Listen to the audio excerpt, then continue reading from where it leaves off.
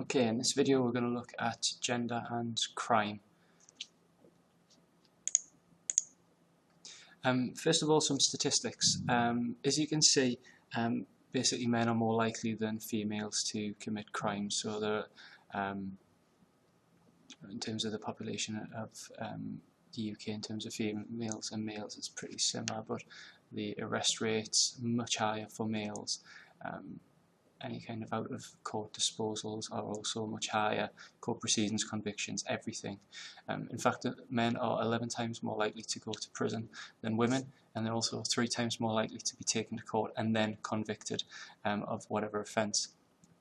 These have remained pretty static over time, so if you actually have a look at what Higginson and Silvestri looked at in 1867, 23% of all crimes were from women, and it's very similar in terms of in today's society in most recent statistics.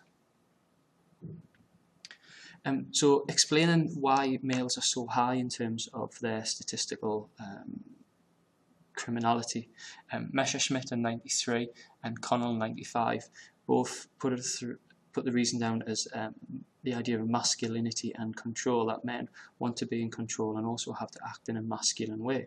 We could say that this derives from socialization, that we are taught when we are a child to act like a man and behave like a man, and we learn these things from our fathers.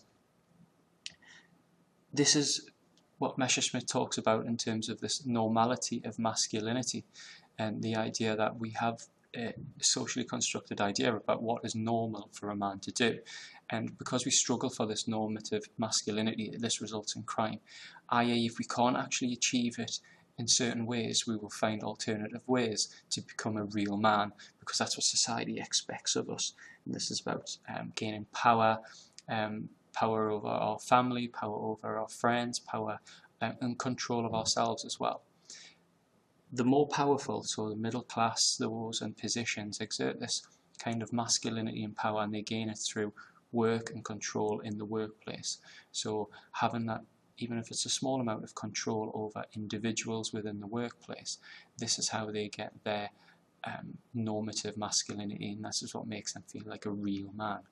The less powerful, who aren't in a position to actually exert their masculinity through these kind of ways, have to resort to things such as violence. This links closely, I suppose, with the status frustration theory, in that if we can't gain our masculine status in normative ways, by being a real man, providing for our family, going out to work, then maybe we'll look for it in other ways, and this could be through the status frustration idea. A lot of research has been done on women. Not much has actually been done on men, because it's kind of pretty straightforward, I suppose. But women, it's interesting why women don't commit as much crime, or if they do commit crime, why they don't get convicted. Women are less criminal than men, and statistics, show that. And it's less likely that they are going to be caught or even commit any offence compared to man if you look at every single one. However, the kind of crimes that women do tend to commit are very utilitarian crimes. So these are fraud and forgery. So nearly 30% of all fraud and forgeries committed by a woman. Theft and stolen goods, 25% nearly of all theft and stolen goods is committed by a woman. These are very utilitarian crimes, and these are crimes that a lot of people see as having no victim as such. And this maybe explains as well why there's so many low crimes committed by a female against a person. So violent crimes, sexual offences, murder, but also burglary, because there's a real sense that you are stealing from an individual. Maybe this is linked to the idea that females are more caring and more understanding, and the reason why they are committing the crime in the first place could be because they're trying to support their family, and if they're stealing from another member of the community who also has a family, then they could see that as a negative thing. Just to show this a bit further, 45% of all female convictions, so nearly half of every single conviction against a female, was for shoplifting, which again shows that it's a utilitarian crime, but also it's not a crime against an individual, it's a crime against an organisation, which maybe doesn't seem as bad. In terms of females and victimisation, women are slightly less likely than men to be victims of personal crimes, or crimes against the individual. This could be like burglary, robbery, but also could be violent crimes. Men are much more likely to be the victims of a violent crime, 70% compared to 30%. Now this is quite interesting in that if we also look at that, women are twice as likely to be the victims of domestic abuse and sexual abuse, which are violent crimes, but men are still more likely. There's been loads of research done into why this could be the case. So there's some research carried out in America which found that the majority of murders actually resulted because of a male instigating something, so starting a fight, and this results in murder, for instance. But it also links in with this violent crime to the idea that we've just looked at previously in terms of masculinity and also status frustration. These two crimes, domestic violence and sexual abuse, are two of the most unreported crimes. So actually maybe the figures are a lot higher than they are, both for males and also for females, but we're not too sure about that. These kind of crimes could also link to masculinity again. And you think about the rise and power of women and what we've covered in family and households in terms of power relationships, men trying to gain control and power in other ways because they are no longer the breadwinner because of more equality. So they may commit more domestic violent crimes to try to assert that power that they have because of a loss of control in other means. In terms of an evaluation of this, questions have been raised as to why they are underreported, and also the role of the criminal justice system for female offenders and victims. They potentially play a big part in why these figures are so kind of distorted, I suppose, and so different between males and females. Before we go on to that though, we just want to look at why there's a difference in statistics, and Pollock believes that one of the reasons is that women are just really good at remaining undetected. They're better at hiding a crime. Maybe this is because the idea of women, or a woman wouldn't commit that kind of crime. It helps her get away with it. Maybe they're just really, really good at it. The problem with this theory that Pollock puts forward is that it's just totally unsupported. It's not supported by any kind of evidence or any research. So it's just him just making an assumption, basically. So thinking about why women are committing less crimes, one of the theories put forward is the idea of the chivalry thesis, and that men are socialised throughout time to look after the weaker sex, to look after women, to be the breadwinner, and to make sure that their wife is cared for and looked after.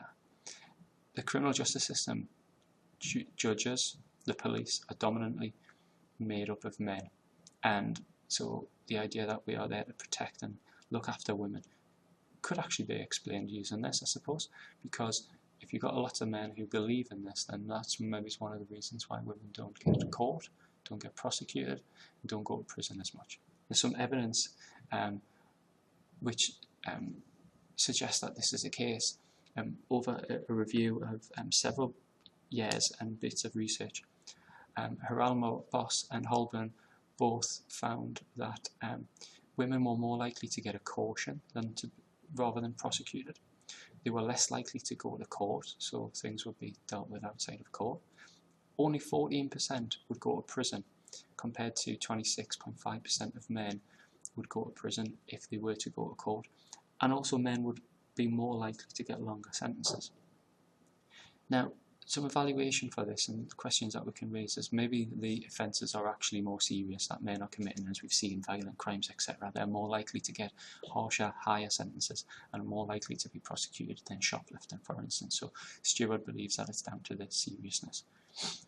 However, the Home Office are saying that more severe sentences are being handed out to women, and this is happening over time, and Hederman has found this, that female imprisonment is actually on the rise. So although this research that we've just looked at here does suggest that women are less likely to go to court, there is further evidence from the Home Office and also Hederman that suggests that this isn't the case, and these things are changing, and that women are actually going to prison a lot more than they used to. However, contrary to the chivalry thesis, Walklate and later Westmoreland believe that rather than chivalry, there's actual bias, and this is specifically in terms of female victims often being treated like the accused. So we think of things like rape trials. There was a leading judge, I can't remember the name unfortunately, and she was a female leading high court judge in this country, saying that women aren't really doing themselves any favours by getting drunk and dressing in short skirts and acting in this kind of frivolous way. They're not helping themselves in terms of rape cases. Surely a rape's a rape, doesn't matter what you're wearing, doesn't matter how drunk you are. If you say no and you are raped, then it's raped. So for a female judge to come out and say that, this is what Walkley and Westmoreland are saying, is that women are seen as the victims. Oh, she must have deserved it, feel sorry for the male. And they are cross-examined really rigorously in court and made to seem like a liar. And this is why this bias that I talk about. Domestic violence is often overlooked and it's rarely believed, and police don't really take it as a serious issue, and they believe that it should be dealt with within the house. And also traffic sex workers. Westmoreland found that these people who were kind of kidnapped from home and trafficked over different countries and used in the sex industry, when they were kind of released from brothels and stuff like that, instead of being helped, they were just deported. There was no help available for them, so they were kind of deported like you would deport any kind of criminal. And this is based on the fact that they are female, according to Westmoreland. There's also some ideas from like Hydenson, for instance, who believes that there's double standards, and it's based on the idea of women not acting like women. So women, if we think about the rape trials again, women aren't supposed to act in this frivolous, sexual way. This is, historically what men do. Women are more female, I suppose. And by women not acting like women, then the courts then see this is a negative and are more likely to prosecute them, but also more likely to maybe not believe the stories if they have a history of being drunk or anything like that. An evaluation of this from Carol Hederman, though, is that believes that gender has to be taken into consideration when it comes to it. So you can't just give women less sentences because they are women, but actually you've got to take into consideration things like childcare. So this is one of the reasons why women maybe get less sentences. It's not because they are a female, it's because of their background. So you have to take into consideration their gender, and then it's only right that you do this. You don't want to be sending someone to prison if they have a child, for instance. Okay, so some more explanations of female crime. One of them is biological, and this is that idea of caring, nurturing. So one of the reasons why women don't commit as much crime could be put forward by the fact that they are more caring, they are more nurturing, they are more likely to be the one looking after a child, and they weigh up this risk. So you could link this to rational choice and the fact that they weigh up the risk of being caught and going to prison compared to what they have to lose. Another theory is the sex role theory, and this is learned through socialization. The fact that women are realizing and learning what it is their role is in society. So it's not necessarily to be the breadwinner, it's not to go out and commit crime. They will find alternative ways, and this has been found by several pieces of research that they are more caring, they are more likely to find alternative ways of gaining money rather than committing a crime because they have that risk of losing children or anything like that. Something that goes against this is Caddy and Crisp, who found that actually when they looked at reasons for people committing crimes, a lot of them were selfish reasons. So it wasn't necessarily about looking after their family, it wasn't stealing a loaf of bread to feed their children. Around about 30% of people who Caddy and Crisp looked at in prison were there for drug offences, which are very selfish offences. So this kind of goes against the idea that women are caring, women think about their family rather than just themselves. There's also the liberationist view, and this comes from the fact that women have more freedom. Adler, Denscombe have done loads of research into this, as has Westwood and other people. The idea that women have more opportunity to commit crime because they are in employment, so they can commit white-collar crime, but also the idea that women now are seen as the breadwinners, they have equality in men, they say that, well, why shouldn't we do what men do? This femininity reconstituted that Westwood talks about, that this idea that norms and values in society and how we view women acting is old-fashioned. Women are now, because of various reasons such as Equal Pay Act, Anti-Discrimination Act, more opportunities in education, etc., are acting differently to what they used to. The rise of the ladette culture in the 1990s, for instance, seen women going out and getting drunk a lot more, behaving more like men. So Westwood believes that this is just a natural progression, that everything in society, crime, education, will continue to change, and we will have a new type of femininity.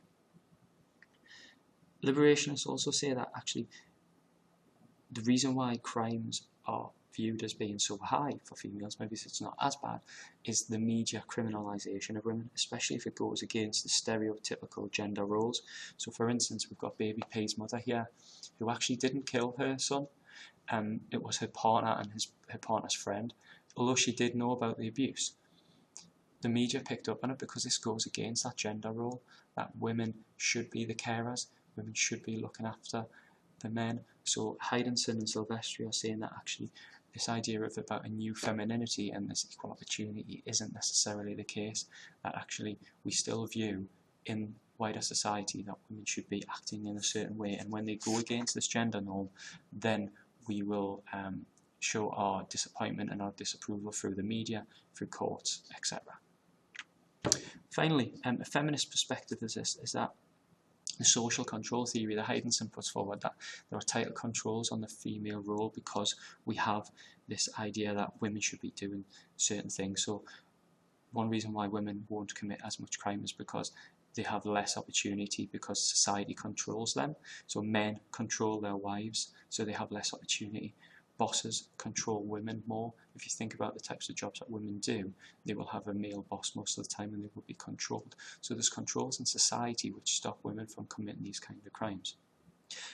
Finally, Carlin studied 39 convicted women and actually found that it was class and gender was interlinked, so it wasn't just about gender, it was also about social class. And also women accepted gender roles and class roles, so they realised that they needed to get married, they would have a low education, and about being controlled, and this is one of the things that stops them from committing these crimes. That's everything for this screencast. I hope you enjoy it. Thank you. Bye bye.